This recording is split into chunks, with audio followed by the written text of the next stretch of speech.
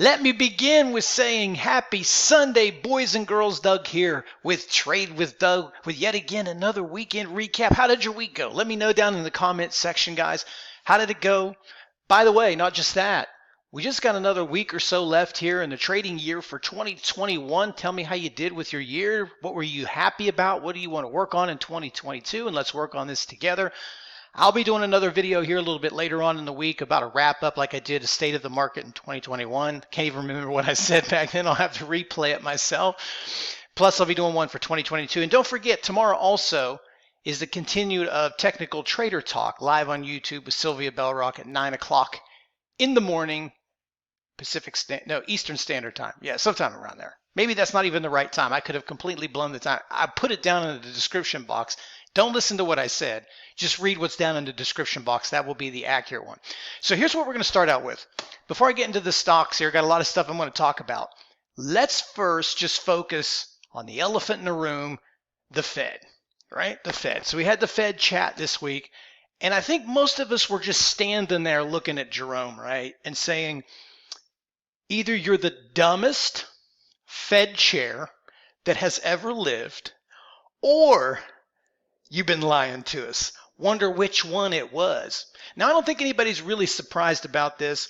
If you didn't get the gist of it, I'm just going to give you the gist of it because I didn't read any of it. I read like 5 seconds, and then I'm like, I'm done with this bullshit. This stuff out of their mouth. And besides, you can go back to any one of my videos. I've been talking about this garbage for months and months. So maybe we get into a little bit of a rant here. Obviously, now the Fed is in panic mode, full panic mode about inflation. Look, they knew this thing was coming along. We all knew this thing was coming along. Maybe Jerome didn't know it was coming along because all his friends have hundreds of billions of dollars. So maybe inflation doesn't bother them. But for the rest of us, we see the escalating prices everywhere we go. I mean, everywhere we go. We've seen commodities from lumber to coffee to soybeans to you name it, have all had these epic runs where prices have just gone through the roof. Now, one of the concerns that I was talking about, even in the summertime, was in past times when we had big inflation, rising inflation, I should use a better series of words. When we had rising inflation, you could do that with monetary policy, but the circumstances around this is much different. A lot of this is created by supply chain disruptions from COVID. This is something that you can't just cure by throwing money at it consistently. You know, if we have supply chain disruptions, which I think we're going to continue, this is going to be a big problem. And some of the notes I was taking for my 2022 speech about the state of the market was, I feel that this will in fact catch up with us and be something catastrophic next year. Now, whether that's a longer term bear market or just one of the normal V-shaped rallies, I don't know that yet. But I expect the market starts to realize just how bad this is. So, you know, what did we hear from him? That it's not transitory, it's sticking around. But I think most of us knew this. Now they've gone from let's say a mild approach to tapering, and we were talking about interest rates in 2023 being raised to now, I believe, don't quote me again, I'm just trying to go from memory from the quick notes that I took, because I just want to get the gist of it. I'm not a news person. I just want to take away the nuggets that make sense to me and leave the rest. But we're going from, I think, 10 billion a month to 30 billion in tapering. So we're increasing that and now expecting 3 rate increases next year. So this is just full on panic. They just dropped the ball on this. But we shouldn't be surprised. Go up under the top here of YouTube. You can do some Googling up there about Ben Bernanke and the financial crisis. He was sitting there pitching hard, get in the market, buy real estate a month before Lehman Brothers went under. So look, they know, but this is where we are. We can't control that. That's the thing we have to understand as traders. We can bitch all we want. We can call it scams, whatever, but we have to make money. How do I see this moving forward in my best guess? Well, I think what's really fueled a lot of this rally has been just that, has been this, 6 to now 7% inflation, is everybody's just in full panic mode too. Your money is just deteriorating in a bank by 6 to 7% a year. So everybody's just so aggressive to get these returns, and that's fueled this. Will that kind of behavior continue, or will we finally get some sort of correction here? That's the part I can't answer. Technically, it looks like we're done. Like we've really, let's just open up this chart.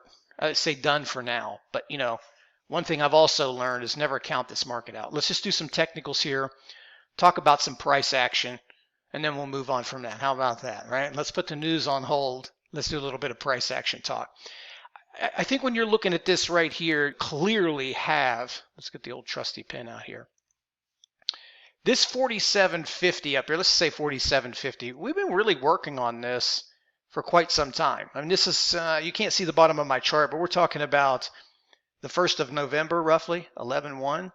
So we've been going here for, let's say, close to 2 months, really struggling with this. And if you count these tops, it's like 1, 2, let's say 3, 4, 5, 6, 7, 8, 8 or 9, maybe 9 top. I'm trying to draw a 9 with a mouse. I can't even write with my regular hand properly. How do you expect me to write with a mouse? Anyway, 9 shots at this, just can't get it through. And really this week has just been, to me, a bull trap. I'm not going to act like I know what the hell is going on this week, because I think a lot of people were taken for a ride, because as you moved up here, it really looked like, hey, look, we're going to make an all-time high. But then we immediately sold off, and it's like, okay, well, maybe we're not. Then you come back up here on Wednesday, it's like, looks like we're going to do this all-time high thing again. Thursday starts out with like, yeah, here it's party time. This is after the Fed, by the way. Then down it goes, and we're right back into this support. If we could just focus on technicals, and sometimes, guys, this is what I really want to talk about, the power of technicals, is that price action is everything. Because what we're witnessing is what the market's trying to tell us. I said in some of my courses that charts are the language of the market, and those of us that are able to translate that correctly are the ones that make money. The volatility is suggesting that nobody really is comfortable buying here. You know, they're not comfortable putting money to work here, but then they feel kind of pressured at the same time to put money to work at these lofty levels. You're seeing such resistance for the market to just close at that 47.40 to 47.50. And when it does get rejected, it gets rejected with serious authority. Like there's a lot of headway there. It's not something like here where you have a piece of resistance and it's just a tiny little small pullback that's quickly erased another day or two, or just a small light volume pullback. You can see volume is increasing on these sell down days. If we look at technicals, let that be our guide. You're going to start out here Monday with a really important level. Going forward, this is 4,600 right here in this space. This is an important number going forward for all of us in the market. This is where we were just a couple of weeks ago, and you had 3 tests of that number just last week. That's it, man. If you cannot hold this up or you get any closes down here, I imagine it will be very quick move back down into the 45s, somewhere into this zone where we had support. And if and when we get down there, then we'll take a look at it. Now, I'm not going to say that this market can't go back to the highs. If it does actually stick a close above 47.50, 47.30, just a close up here, then maybe the old, let's say, Santa rally may be in effect. I don't know. Looks much worse when you put something in like the Nasdaq, which is completely wiped out its rally from the past weeks. Let me open up this chart just a little bit bigger. Same thing. Oh, that's too big. I don't want it that big. Same thing here. You're going to open up very close to the line in the sand. So these levels of the lows for the week, got to watch these. We're really close to a Monday, and if we get any heat going in there or some, you know, who knows, last of the year games, then maybe we see something. Maybe there's no Santa rally, but then how can you expect one when the market was up 25%? Do you really want to be that greedy? Just asking. Anyway, let's talk about some stocks. I'll try to do here a good job of giving you a balance of shorts and longs. Strangely, we've been talking about over and over again that while the market was going up high, that most of the stocks were low. I think I showed that stat the last time. It was on FinViz. You can look it up. I think 60% of all the stocks in the market were below the 200-day moving average. It's been a bearish year for stocks, actually. It's just been a handful of stocks that's propelled the market to these lofty highs. The strange thing is actually we were going down so much, but a bunch of stuff was flying, like Roku and ZM, which we'll talk about here in a second. So it's like, I don't know, maybe that's the changing of the guard. Stocks go bullish, but the indices weak next year. I don't know. If we're strong and we get a bounce that you feel and technically says that we're going to put together 3, 4, 5 days of consistency, I don't think we have that now. There's just too much volatility for this to cure itself. But maybe a move above 337 right here in this space with snow gets you right back up to the highs. It's got a tendency to bounce nicely off of double bottoms. Risk is low if you use a stop under Friday's low, but it needs a little bit of work. It's not the first thing I would do going into Monday, but if it builds, dips get bought on intraday time frames. So if we kind of look at the intraday time frames, either 5 minutes, 1 hour, where you can begin the day by building some base to work with, check mark style here, where you, let me get the pen, good old check mark for those part of the inner circle, check mark system right there, back, down and up, down and up. I think you could see another move like that for a trade. Regardless of what side of the fence you are on here with your trading, everything would be short term for me. I think if you're trying to predict this market for 3 to 4 days as a swing trade, a short-term swing trader, you're going to be in for a ride. This market doesn't have that kind of consistency to it. So most of the trades should be short-term for cash until we work our way through this. So I kind of like this snow as a long. Another one is Restoration Hardware, RH. This one is always kind of notorious. Reminds me a lot of DEC. And when I say that, I mean just when you're ready to write this one off, it flies off the handle. So we're down here nicely with a pretty good, I mean, here's another one. Look at this, little check marks all over the place on Friday. A bunch of sell-offs early on and some accumulation on these names. It also does a good job of holding its base, typical double bottom. So maybe you get a nice little bump back up here towards, say, the 570s, maybe even 600 on a nice little, move back up to the upside there.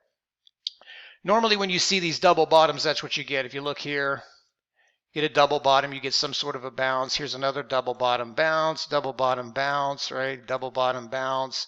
Sometimes they're big ones, sometimes they're small ones, but normally that's what RH does. And again, that's the advantage we have by trading a series of the same names over again or paying attention to the same charts over and over again, is that you start to get a feeling for how they work. So I like this one here. We've got snow and RH as potential longs. ZM is something I'm interested in shorting here. I got many different theories for that, and I don't have enough time to really go from the whole theories why. I think ZM is going to be $100 stock next year, but anytime you get a big bounce like this, I'm interested in shorting. But the interest doesn't mean that's the first thing that I do. I would like for it to go just a little bit higher. If we get an impulse move Monday, where we begin the day maybe around 205, we close at 201.60s or something like that, maybe 205s, 210s, then I will take a look at it. I mean, most of the time this thing has had any series of bounces outside of back here, it has sold off. So I would expect this to end up coming back down here in the following weeks, but maybe this is a 5-day bounce, a 3-day bounce. I don't know. I don't want to get too early in on the short. I'm just kind of watching it for now, so I apologize for the lack of technicals. Now I'm going to throw some cheaper ones out there. Some of you might remember, I mean, years and years ago, I actually started out by short selling penny stocks, and 6 months ago I got into it as just something to add to my business, and well, it's been working out really well, to be honest with you. It makes me wonder why I left in the first place, but a couple of these I like if you're into that kind of stuff or you're into the cheaper stocks. This GNFT, really impulsive move here on Friday, but a lot of really solid rejection, able to close back up there. If this thing gets impulsive, look, even if you want to buy, now let me just make something clear. If you're buying this stuff down here, don't fall in love with it. It's just a trade, mainly for you day traders, but there are impulsive moves throughout all of these charts. If you get a move through 6 or starts to move through 575, there's a potential for you fast traders out there to get long. But I would keep that to a very brief, because you can see on these parabolic impulsive moves, it gives it up right away. I'd like to see an open about 650 would be really good, or another chance to get up here actually 575s or something like that for a short on the daily. But any sort of weakness that moves underneath a 5, I think this just continues the same thing I have with this. I'm going to call it BFRI, BFRI.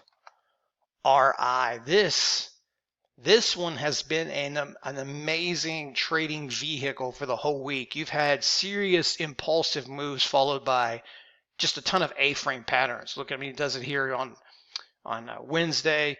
You open up Thursday and it sells off, rallies late, sells off again, and then look at this action Friday. Here is one one little into the resistance, one little rejection into resistance, breaks resistance, sells again, goes parabolic, but look what it did.